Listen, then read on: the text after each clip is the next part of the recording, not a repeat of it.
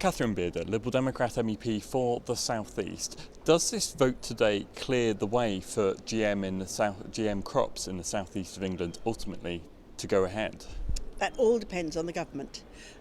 What we've passed here today is we've sorted out finally who can have GM and who can't, and effectively what we've done is said it's up to each member state. So this is the people who don't like Europe is what they've been calling out. We've pushed this back down. It has to be done on scientific grounds or whatever, but they don't have to notify. I want to make sure that it's done properly. So yes, if the government thinks that it is safe and acceptable to plant GM crops, then they can go ahead. And what do you make of that? Is that something that you support, and why?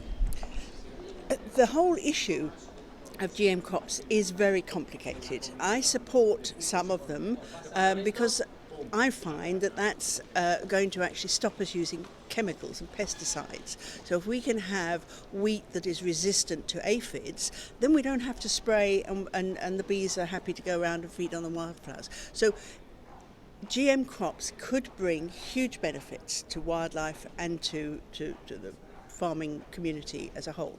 However, there are some that I wouldn't support, putting beef genes into tomatoes or to alter that.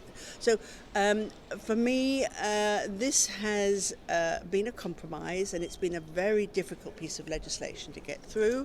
It's not exactly as I would have liked it, but it's a move forward, and it now means that governments, farmers, research scientists, everybody involved in this now knows what the rules are and can move forward. And speaking to the farming industry, they say that because there's been this kind of block at a European level for so many years, it's meant that the research hasn't taken place for places like England, for areas like the southeast of England. Potentially then, do you now see that kind of research as going ahead? And does that present opportunities for the research experts in your constituency as well as the farming industry? Absolutely. We have actually had a lot of research has been continuous, even though we haven't been able to use it in the UK, but we have terrific research facilities and as you say, in the southeast region particularly. And they now can actually start producing the stuff locally.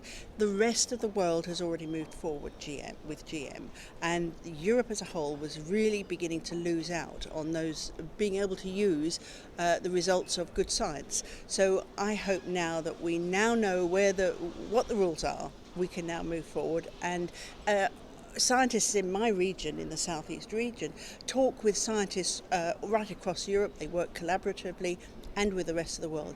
Now that we know what the rules are, we've sorted that, and we've said this is common now for the whole of the European Union, then we can sensibly move forward.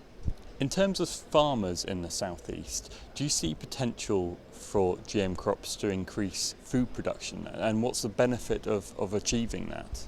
Well, yes, if that is the whole point of doing GM, is to be able to increase food production without using the pesticides and the other chemicals that the farmers are at the moment having to put on.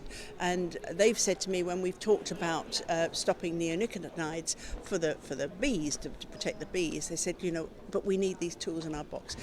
This is an alternative tool for them to use, increase the food production, which keeps down the cost of food for all of us, so it's not just for the farmers' benefit, it's for everyone's benefit, at the same time saving them from having to put chemicals on which damage the wildlife